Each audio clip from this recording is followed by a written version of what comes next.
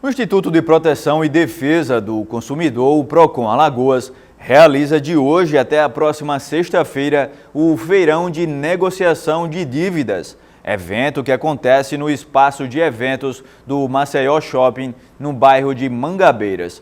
A iniciativa tem como objetivo oferecer aos consumidores a oportunidade de negociar seus débitos com condições especiais diretamente com as empresas credoras.